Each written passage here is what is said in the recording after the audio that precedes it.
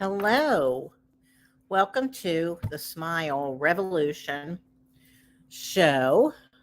We raise awareness to the healing power of a genuine smile. Sincere smiles only apply. Well, I didn't know I was doing my show tonight because 10 minutes ago my electricity went out and I was going to cancel the show and then it went back on and then I didn't have internet. So here I am. Oh, I forgot my scarf. In all of the turmoil in the last 10 minutes, forgot my scarf. I have to finish my outfit. So, welcome to the show.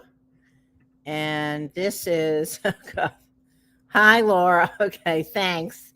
Hi, I'm here. Okay, so this is my 169th show since March 2020.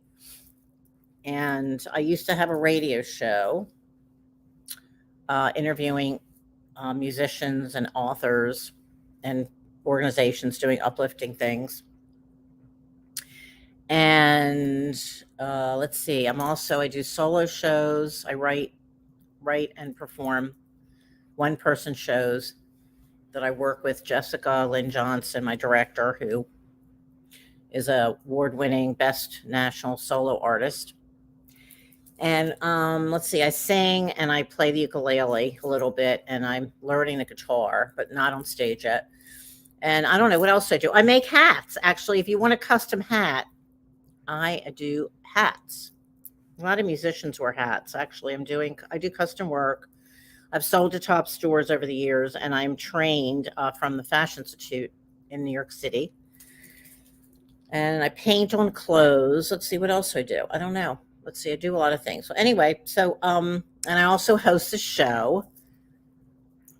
And so tonight I've got Eric Person, who's award-winning jazz saxophonist and flutist, and he's amazing. And he's 1989. Well, he'll tell you in the interview. He's reconnected with Slambovian Circus of Dreams, the band, and so they're working together on a new project. And so, actually, I'm going to play one of the songs this is actually a song from 1989 that they played together. But I first want to acknowledge Juneteenth. Today is Monday, June 19th, 2023. So I want to acknowledge that and give you a little history. If you probably know, but maybe, I don't know, if you're living in other countries, just here. Juneteenth is the oldest known celebration marking the end of slavery in the United States, first recognized by the state of Texas, Laura. Laura lives in Texas. It's also known as Freedom Day, Juneteenth, National Independence Day, or Emancipation Day. Harriet Tubman, American abolitionist and political activist, said, "Now I've been free. I know what a dreadful condition slavery is.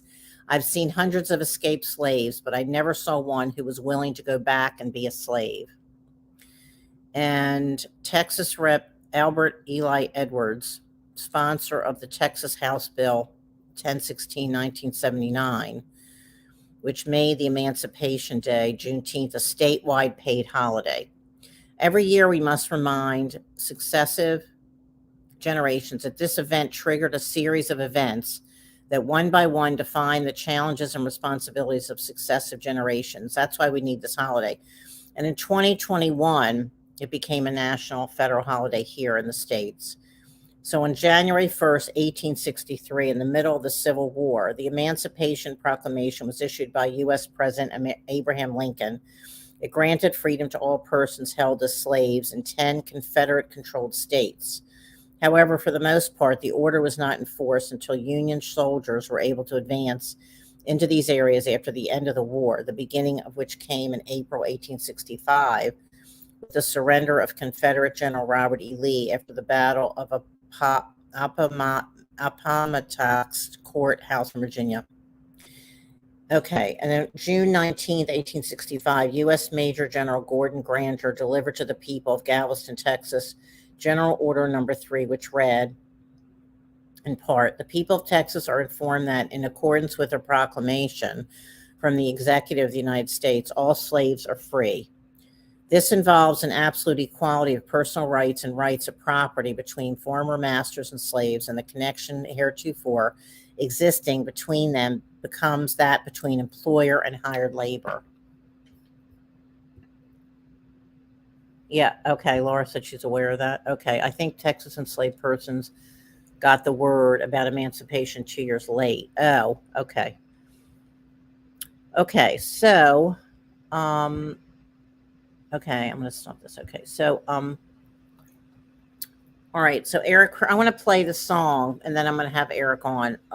It's a song that Eric Person played on the Ancestors. They used to be, before the Slambevian Circus of Dreams, which were voted the #1 band in the Hudson Valley where I live, and they also tour all over. They're amazing. They were called the Ancestors many years ago in the late 80s, early 90s. So I'm going to play a song called Velvet Underground, and then I'm going to have him on. Okay, here we go. Let's see. I'm testing this out here. Okay, let's see. Wait. Okay. You'll hear this? Let me know if you can hear it. They said her name was Nico. This album. She looked like Puerto Rico.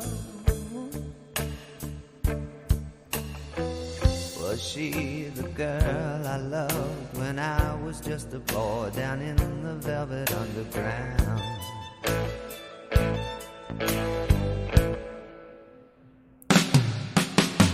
Something inside was screaming,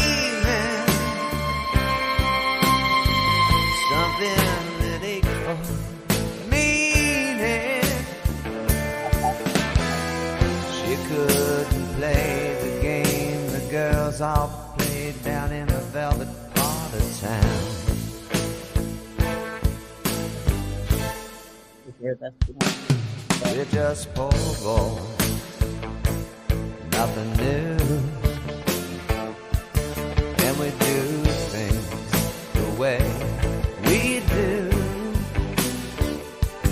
All the mystery comes from you. We've been places where no one has been. We saw it beginning and helped it begin anew.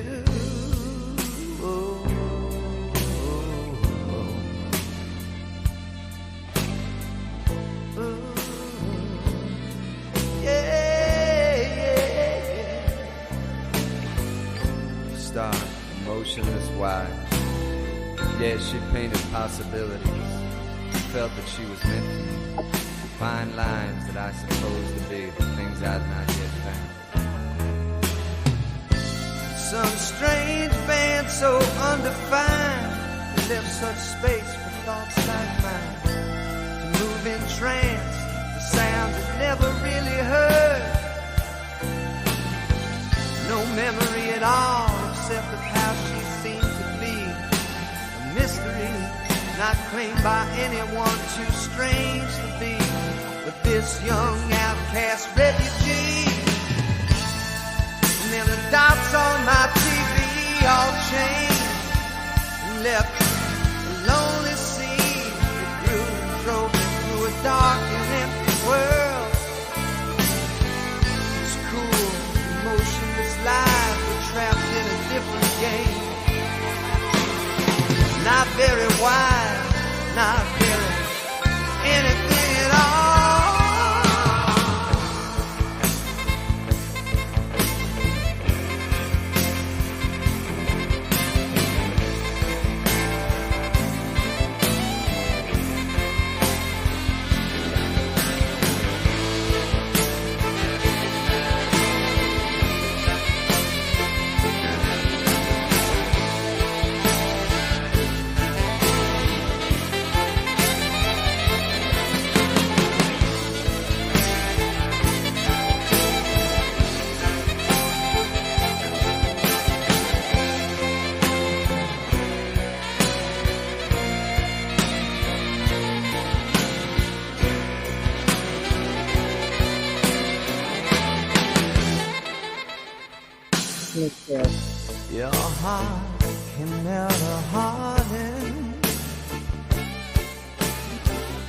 Your mind condemn or pardon.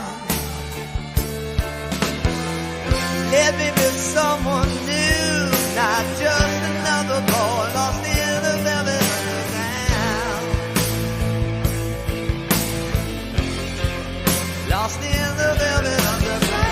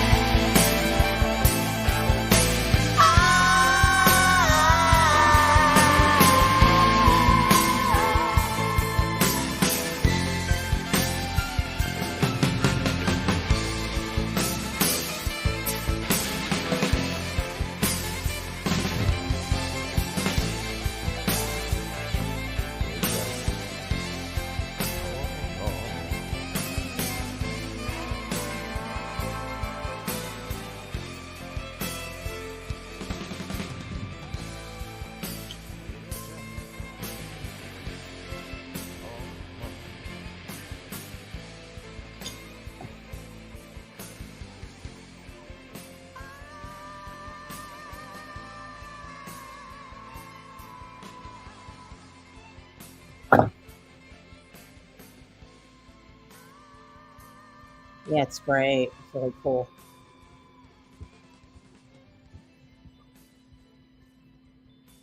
Yeah, I hope you enjoyed it.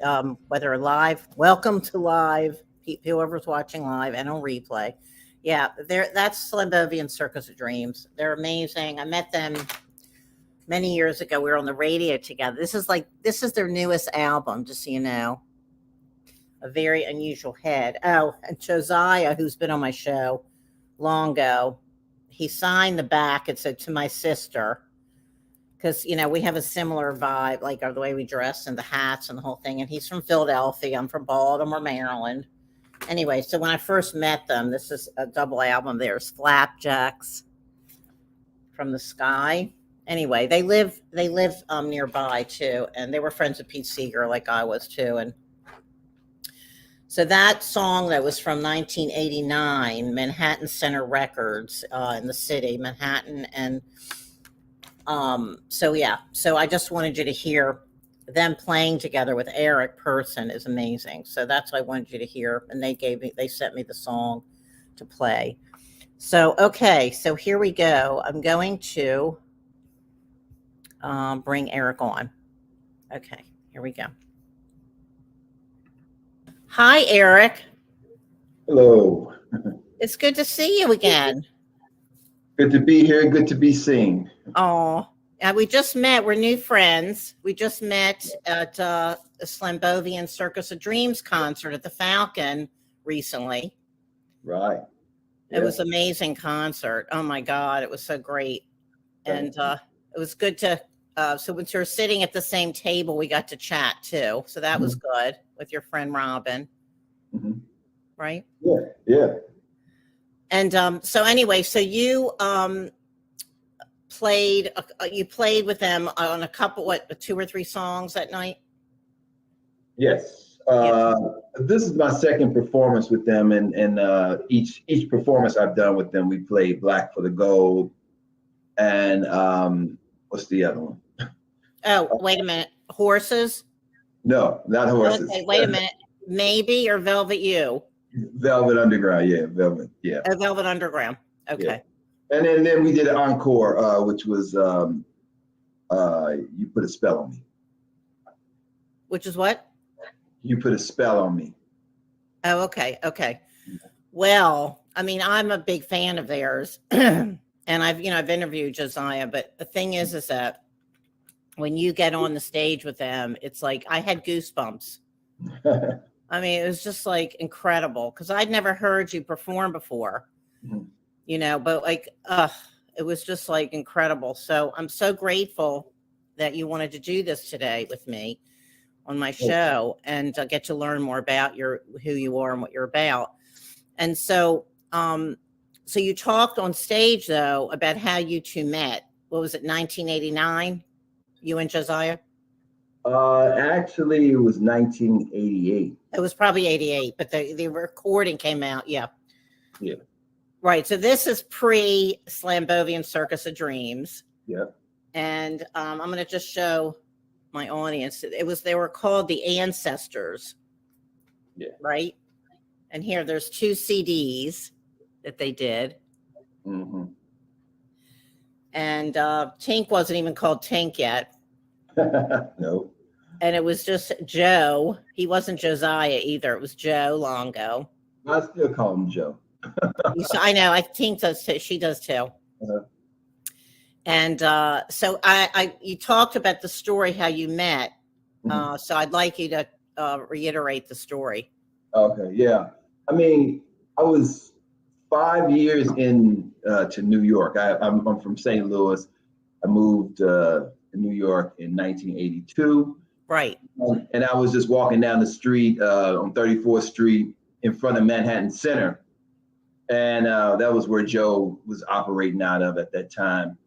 And so I had my saxophone. I don't know where I was coming from, but he saw me and he ran across the street and he was just like, he came up, real excitedly. And he said, "Hey, are you a saxophonist?" And I was like, "Yeah." And then he said something about like, "Do you want to make a recording?" I said, "Yeah." And so he told me about, probably at that time, he told me about what they were doing at Manhattan Center with the recording studios and they were going to do video from there and have all these stages and different things. And it was going to be a major operation. So he was telling me about it and he invited me to come back and, take a look at it, which I did.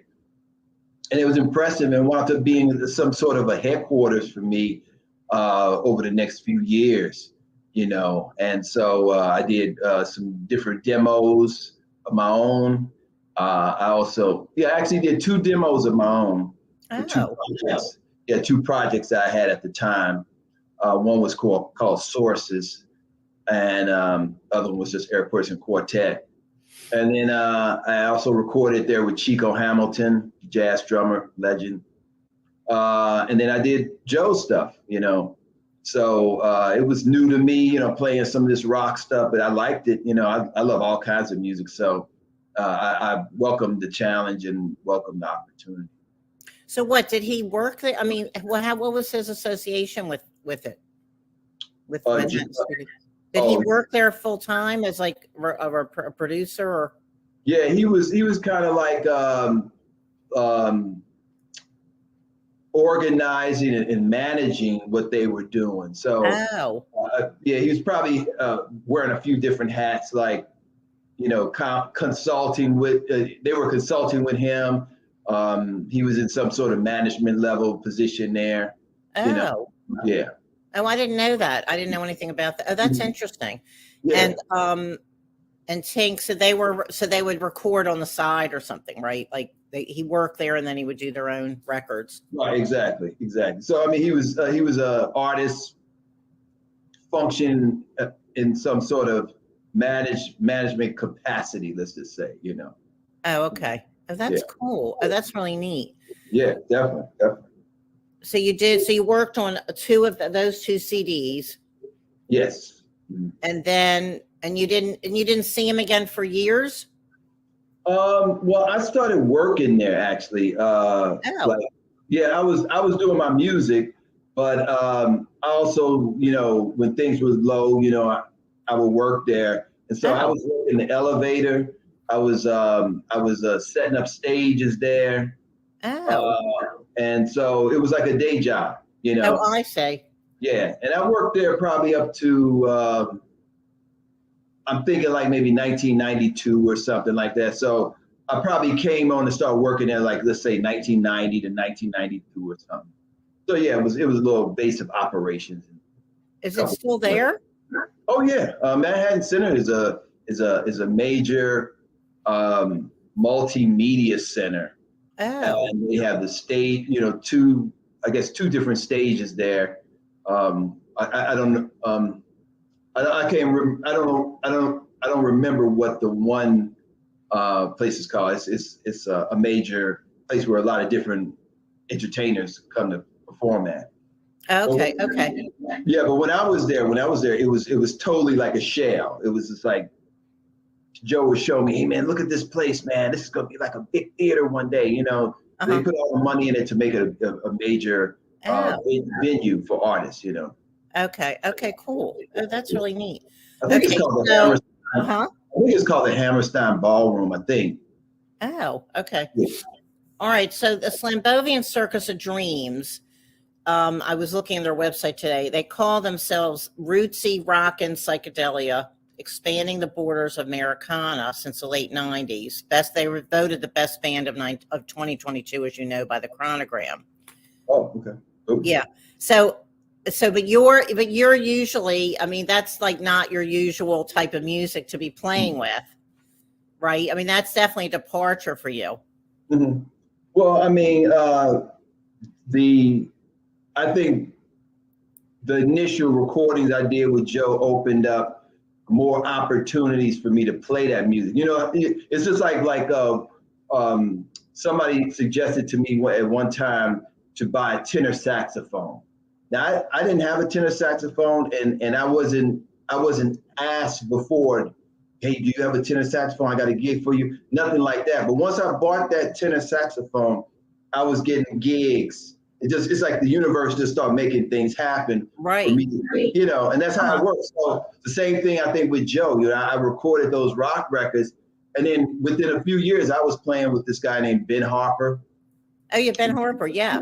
Yeah, I did one of his releases. So, you know, I think that's how it works, you know. Right, you just opened up the door for it, yeah. When you started doing it. No, I mean, you add so much. I mean, it's incredible. I'm looking forward to hearing what you're going to be doing next with them, with Slambovian Circus of Dreams. So what are you starting to record with them soon, or what are you talking to? I mean, you're talking to them about it. Well, I think what's the next step is me and Joe we're planning on kind of making a project together. Yeah. So he sent me over some tunes that he was working on or is working on. So I'm supposed to listen to them and just kind of see how they feel to me. And if I have some ideas, I can say, hey, Joe, I hear you singing over this, or what do you think? It's a little collaborative effort. Yeah. And then we're supposed to, you know, perform and record with that. So you think you're gonna do a whole album together? Oh yeah. Yeah. Oh, you are, yeah. Huh? Yeah, that's the plan. That's the plan. That's exciting. Yeah. I'm excited. I can't wait. Mm-hmm. So that's gonna be neat. Well, because he's so great. They're so great, and it's just with you, the two of you. It's amazing. It's so exciting. I'm so happy that I got to hear you play with them on stage. Mm-hmm. So I'm excited. I can't wait. Yeah. All right. So anyway, and you also have a new release, your 11th release. Yes. It's called Blue Vision. And that's more blues, right? It's like a mixture of blues and some straight ahead jazz, if you want to use that term. It also features a collaboration I have with saxophone legend Houston Person. Now, is that your brother? No. That's my cousin. It's your cousin. Yeah. Okay.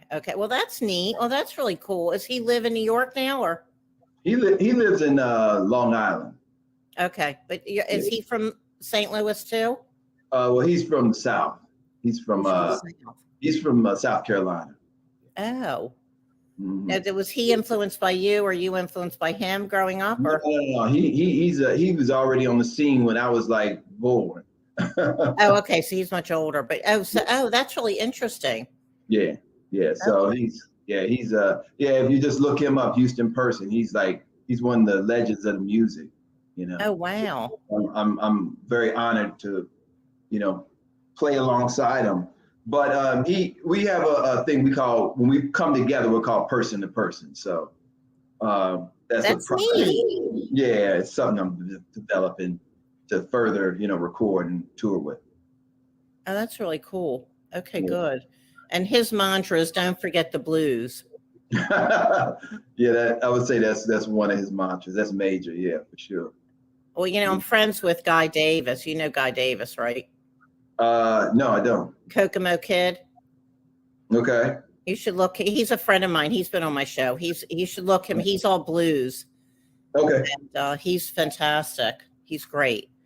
I'll check him out. Yeah, check him out, Guy Davis. Anyway, okay, so and you've also worked with a lot of major. I'm not that familiar with the jazz scene. I did go to wait a minute, Sun Ra. I know Sun Ra, but that's more right. That's not really. That's more psychedelic jazz, right? Well, I mean, I guess some people might call it avant-garde, but actually, Sun Ra was known to play like kind of like the lineage of the music. He might have swing tunes, you know, and he might just go out, you know, like you say psychedelic, but we like to call it like avant-garde or whatever. So it's avant-garde means, yeah. No, I loved him. I actually met him backstage because I went with somebody from his record label. Okay. Years ago, and yeah, he was really cool. I've had some talks with Sun Ra, and actually, I was supposed to do a performance with him way back in 1985, and it was going to be a performance with 100 musicians. But I wound up having another performance with somebody, so it conflicted, so I couldn't do it. But okay, yeah. All right. So and you've worked with Vernon Reid from Living Color. Mm-hmm. Yep. Vernon Reid, Living Color, and his drummer Will Calhoun. I've done stuff with all three of those. Yeah. But your history is fascinating. I mean, they say from your bio that you were a child prodigy. I mean, you started really young and had all the success as a child, right? It seems like you did. Yeah, I mean, it was my father played saxophone, and so he started me off at age 7, and I just really took to music because actually he told me that I came to him and said, "I'm ready." So I always looked at music as a calling for me, and so I just, you know, each thing kind of built on the next. I wanted to studying out at the Thomas Jefferson Elementary School, where I got my first orchestra experience, and then that led playing in the different jazz bands at the Normandy Junior High School. I want to playing in the Orange Bowl Parade, you know, with the marching band. So I tried to immerse myself with a lot of different music in and out of school. And by the time I got to be a senior in high school, I was getting very restless because, you know, St. Louis is very laid back, kind of slow in a certain way. And I was really itching to perform a lot of different kinds of music and develop my own music. So one thing led to another, and I just decided to take a trip to New York. And after my first trip, I decided to come back, and I came back a year later in 1982. And I actually moved to New York in 83. Okay, that was a good time. I mean, it was a lot of, you know, New York was really exciting. New York was, you know, it had all these different things you could partake in as far as artistically, and the clubs, and the night scene was, you know, different, and the village was the village, and the East Village was still kind of crazy, and and Harlem was Harlem. You know, Harlem still had what do they call them? It's like when the late night, you could go there and you might go into a brownstone, and it'd be like a whole party scene, and, you know, and all that stuff is gone. You know, it's like weird, you know. So for me, the 80s represented a time of just like discovery on a lot of different levels. And so I have fond memories of that time. Right, but it is very different now. Yeah, definitely. Actually, and I don't live in New York anymore, and that's I play a lot of performances in New York, but I elected to not, you know, live there anymore after. Right, me too. Yeah. 2007. So, yeah. So how did you get to? I know we're both in Newburgh. So how did you get to Newburgh? Well, I mean, me and my ex-wife used to own a brownstone in Brooklyn.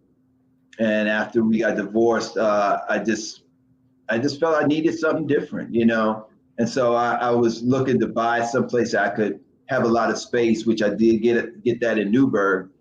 And so I purchased this house up here. And so I've been just living here and making things happen in and around the area. Like I teach at Bar College. Right. Yeah. I have some level of connection to the local scene. Even I play at a place occasionally called the Warehouse. Right. On Liberty Street, and then in Beacon at Quinn's. So, and of course the Falcon in Marlboro. Right. So, and then in addition to that, I'm touring with my band. So, I kind of keep a few hands in a few different pots. So, that's kind of how it works. Great. Yeah, that's really good. Now I love the Hudson Valley. It's great. Yeah. No, it's nice up here. Yeah, and Newburgh is, it's getting its thing.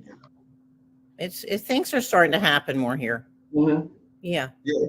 They just need to fix these roads. My street hasn't been paved in over 30 years. I know the roads are terrible in the city. Yeah. I mean, I live in the town of Newburgh, but yeah, the roads are terrible in the city of Newburgh. I know.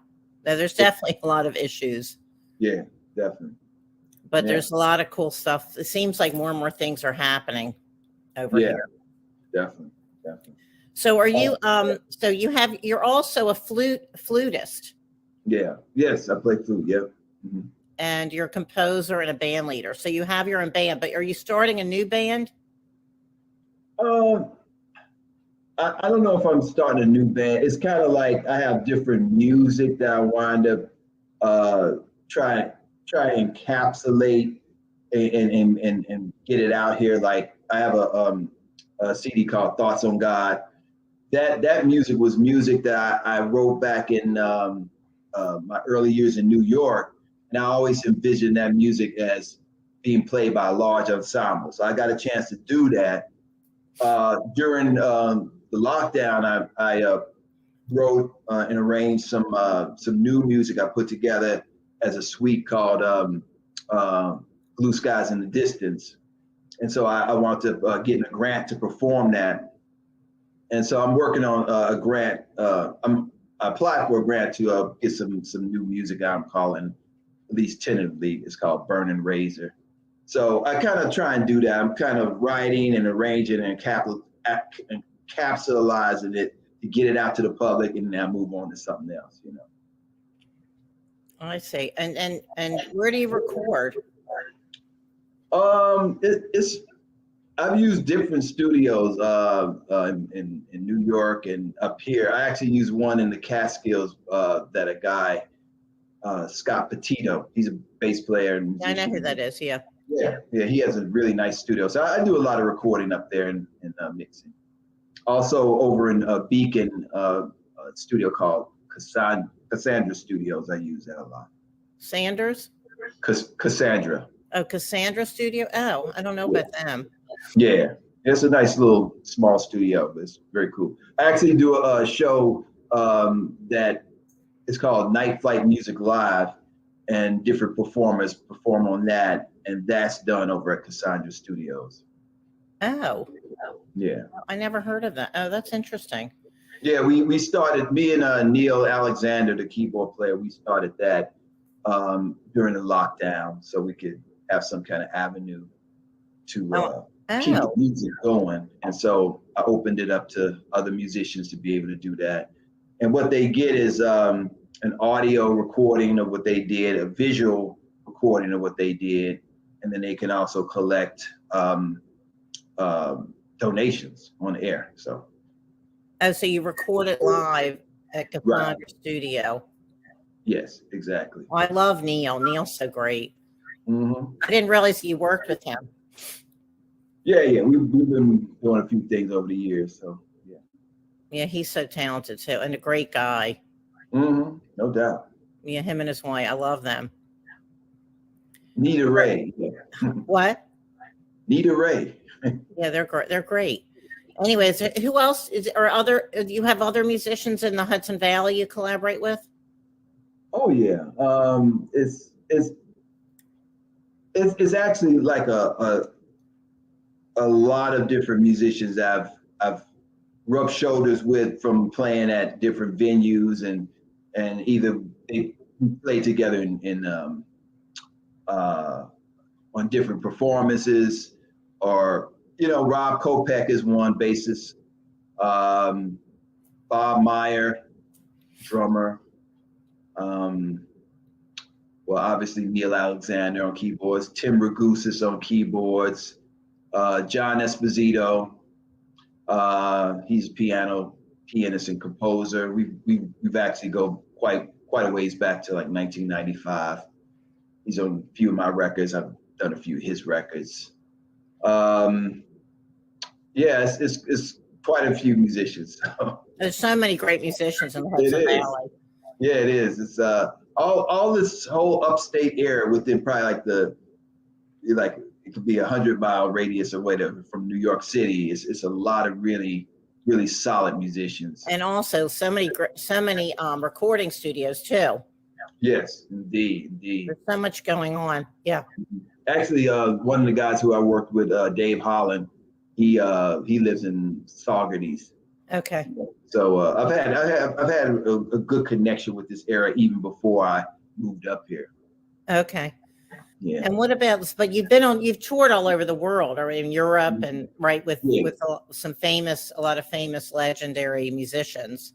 Oh yeah, definitely. But you can name them. But see, I'm not that familiar in the jazz world, so you can tell me. And some people watching either live or on replay will know more than me. Yeah. Well, I mean, when I first came to New York, my first major artist I worked with was Chico Hamilton. He was a jazz drummer legend from like the 50s. And he wound up he was actually in a movie called Sweet Smell of Success. And that helped propel his, notoriety. And then he got into the film business and doing commercials. And then he came back to jazz in like the 70s. And then I joined his band in 83. And so that worked out for a while. I actually worked off and on with him for like 15 years. But then, that's great. Well, you had just gotten to New York. Yeah. Things took off for me really fast. Like that sounds like it. Yeah. Mm-hmm. My first gig that I had when I came here was working with the John Hicks Big Band. He's a great piano player. And so he's well known. And then Chico Hamilton. And then I joined this guy, Ronald Shannon Jackson. His group, the Decoding Society. And now that group actually was the first group that took me over to Europe, and the first recording situation I did. After that, I joined different groups, and then I wound up with Dave Holland, the guy I mentioned with you. He's well known. He used to play with Miles Davis, and he had a lot of his own records. And then Ben Harper, who I mentioned earlier, that came after Dave's my tenure with Dave's group. I worked with Bootsy Collins, former James Brown and Parliament Funkadelic, bassist. Mm-hmm. These guys are legendary. All of them are legendary. I worked with McCoy Tyner, who worked with John Coltrane. That's so cool. That's great. Yeah. And for me, like right now, working alongside Houston Person actually is one that's given me a lot of rewards. He's actually a mentor of mine. So he's actually helping to bridge some things for me, just in terms of knowledge about the business and just helping me craft my music better, even. So. That's great. We're always learning, right? Oh yeah, definitely. I mean, me working with these guys who in some circle are known as legends. That was a goal of mine. When I came to New York, I wanted to really develop as a musician alongside guys who were well known and legends and geniuses in some cases. And so I fulfilled that, and I am fulfilling that. And then I wanted to develop my own music. And so I'm also doing that. So I'm right on course. As your what? I'm right on course, Yeah, I would say so. And you're with your own band. You mean your own band and creating your own, right? Yeah, definitely. I have a couple of different bands. One's called Trio Kinesis. One's called Duoscope. Eric Person Big Band, Eric Person Quartet. I used to call my Eric Person Quartet band Metaphor. I don't use that name anymore, but it's. Oh yeah, I read about that. Yeah. Okay, you don't use it anymore though. Okay. Yeah, but I keep things, moving. And when did you get into the flute? Actually, I picked up the flute way back in St. Louis, but just as a doubling instrument, like when I would play in the big band. But over the years, I've liked it more and more, and I've just kept developing it. And some people have said, "Hey, you want to do a whole record with just flute?" I say, I got a little ways to go for that. But it's a great instrument, and actually, the great saxophonist or multi-instrumentalist Josef Latif said he thought that the flute wasn't even a doubling instrument. I think because it was so hard. It does present a boatload of challenges that most saxophonists don't really want to get involved with. Oh. Yeah, it has the same fingering as the saxophone, but it's the high register can be challenging, and just getting your sound in just getting the sound and your projection, and it takes a lot of air to play flute. Actually, those are challenges that you really have to put some time in to get over those humps.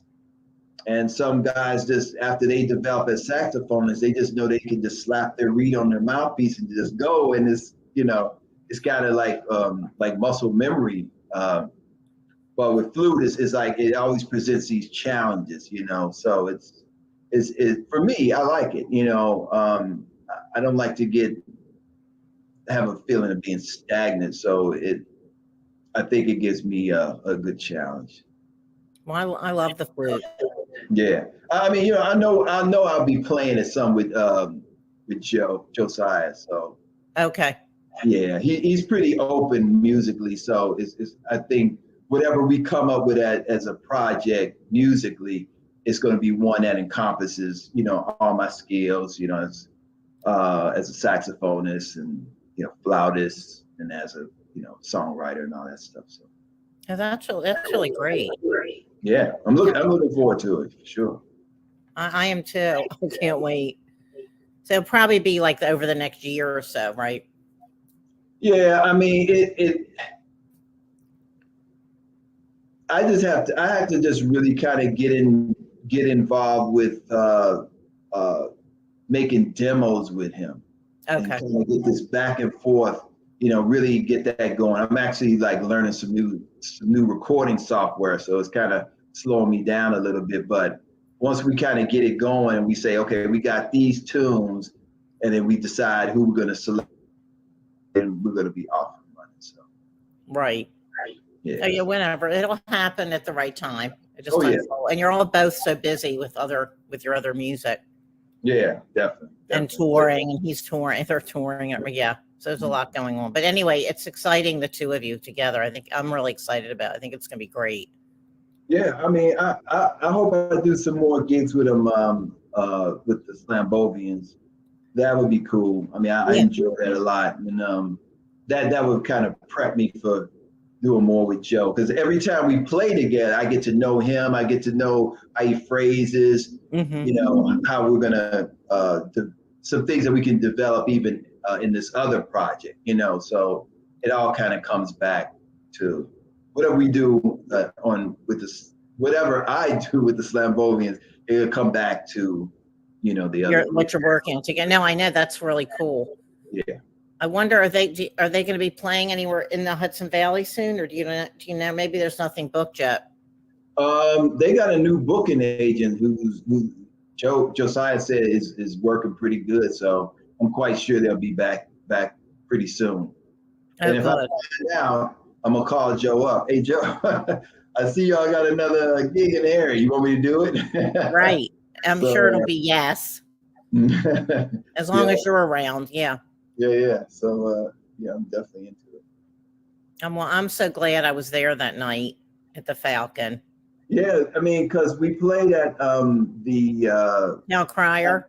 Town Crier little bit before that, and I couldn't wait till the Falcon gig came, and actually both of them I was able to look at a little bit of recording from it and gather how good it was. Mm-hmm. Oh my God, it was amazing. The Yeah. whole concert, and then with you edition, it puts Yes. it on another level. It really does. It's exciting. Yeah, yes, it is. I'm so glad I got. Huh? Yeah, I mean, I waited so long to play with Josiah, and actually, he contacted me a number of years ago, and he said he wanted me to do a performance at some place in New York City, and I was like getting excited. I was like, wow, I'm finally gonna play with Joe, and then he didn't call back. So I thought that was weird. I was just like, what's up with this guy? He's so flaky. And then so it finally happens up here, ironically, you know. Oh, well, so wait. So, okay. So when you met in the 88 and you recorded, Right. you didn't talk to him for like all these years, right? Well, I mean, I was working there. Oh, you're working there. That's right. You're working there. Yeah. But after that, like after 92, did you like the two of you didn't connect for like decades? Yeah, it was actually a time of transition for both of us because he wound his dealings over there at Manhattan Center ended, and so he was kind of getting his thing together, and then somewhere along the way he started Slambovian, and I was doing my thing. I was, you know, but right, you're touring and you're with all your giants, legends, yeah. Exactly. So we just didn't hook up, and I think it was a thing like will probably pop in my head. Yeah, we never did anything with that, and he was probably thinking the same thing. So when he contacted me, I was thinking like, oh, we're finally gonna do something after all these years, right? And then it didn't happen. Okay. Oh well, yeah. Wasn't meant to be at that time. Yeah, exactly. So he said it was pretty busy for him. I guess they've been touring a lot. So yeah. So I mean, they started really, doing a lot and getting a lot of notoriety. Yeah, but when they way back when we did these CDs, somewhere, and he'd have to tell me the year. They went to China, and it was when I found out that they went to China. I was just like, man, I was supposed to be on that tour. You know, we were supposed to be playing this music on the tour. But even when they went to China, they weren't even doing that music that's on those CDs. So it was almost like we recorded that music. It was encapsulated, and and nothing happened. Nothing happened with it, right? So when they went to China, they were doing Slambovian music. No. This was even before. Yeah, this was actually before Slambovian. So, okay, yeah. But it was different music. Different music. It was more like heavy metal kind of stuff. Oh, really? Oh. Yeah. Yeah. I think some of Joe's, I don't think he's selling those records, but I think what they were recording on some records called Brigadoon or something like that. That's the music they started doing. Oh. But I told Joe that some of the tunes that we did, like Velvet Underground and Black for the Gold, we should just do new versions of them. Yeah. You know, and update them. Because actually, when I listen to those CDs, I say the tunes that we actually did they sound more timeless, actually. And some of the other stuff sounds dated. Okay. You know, I don't know if you've listened to those CDs much. Have you? I have been listening. Yeah. I have to listen more, but I have been listening. Yeah. Yeah. Some of the stuff, like I said, we did together, like Velvet Underground and Black for the Gold, those sound like they could be performed anytime, but some of the other stuff on the record, of CDs, I'm sorry, they sound dated to me, you know. Okay. Yeah, but doesn't make it's not that you can't listen to them. It just sounds like, okay, those songs didn't hold up over time as much. If they were rearranged or something like that, that's a different story. But I'm just saying what I'm hearing. That's what you can do now. Yeah. So you're rearranging them now. You're going will. Yeah. So that's great. That's really cool. So anyway, is there anything else you want to add to wrap up this interview? Come out to some performances, people. Right. You know, we're going to be playing at in the area. You know, I'm going to be re-releasing one of my CDs that I recorded back in 2007. It's called Rhythm Edge. I'm in the studio now, remixing it and remastering it. So I'm going to be probably doing a CD release concert at the Falcon. That's kind of a plan. Well, when do you think about when? I just have to talk to Lee over there at the Falcon. But I mean, it could be easily the end of this year. You know, Okay. we briefly talked about it, but things are moving so fast. I'm actually trying to put together a tour for November. So yeah, we'll just have to see. But if people, you know, are interested, they can keep coming back to my Website. Yeah, on my website. Yeah. Okay, great. Yeah. Okay, well, it's been really a delight to get to know you better and to hear what you're up to. Oh, thank you. Oh, and I was going to mention too, we didn't put it on the list of all my media stuff there, but I'm also on Bandcamp. Okay. Yeah, so yeah. I'll add that. I'll add it during the show. Okay, so you're in Bandcamp. Okay, great. Yeah, so I like Bandcamp. Yeah, Bandcamp's great. So yeah. Okay, I'll add that on there. And then, and you also have a YouTube channel. Yes, YouTube channel. So if you are interested, go there, subscribe. I need some more subscribers. Okay. I just subscribed today. Oh, okay, great. You got another subscriber. Okay. I'm sure you'll get more after my show. Uh-huh. Okay. Okay, well, great, Eric. It's really great to talk to you, and I'll be seeing you soon. Hopefully, seeing you soon. Yes. Oh, definitely. Yeah. I'll keep you posted, and yeah, I have a busy summer, so it's going to be some good gigs. That's great. Okay, well, it's wonderful. You're so talented, and it's just a real pleasure. I'm so glad I got to meet you there at the concert and keep in touch with you. Oh, yes, my pleasure, Tim. Appreciate it. Okay, great. All right, we'll talk to you later, Eric. Thanks so much for spending the time on my show. My pleasure. Okay, you too. Okay. Bye. Bye. Oh. Well, anyway, whoever's watching live or in replay, hope you enjoyed that. He's an amazing guy and a wonderful musician. And so I just want to say that, yes, it's Juneteenth, but it's also John Cruth's birthday today, his special day. And that's us when we met finally in person at his more than wife's art studio, art opening recently. And today's his special day. So I just wanted to acknowledge that. He's an incredible multi-instrumentalist and music journalist. And I interviewed him recently on his new book, Lunacy, about Pink Floyd's Dark Side of the Moon, 50 years on.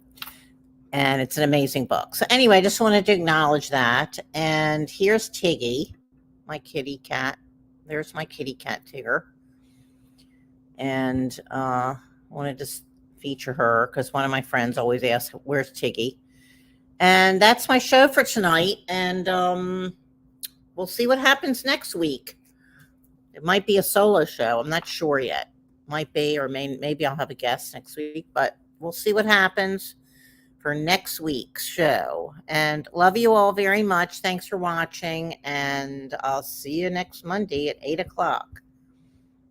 It's called the Smile Revolution that comes, goes round and back to you.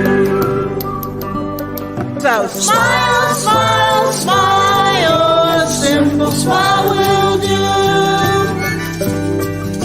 Smile, smile, smile, it comes back to you.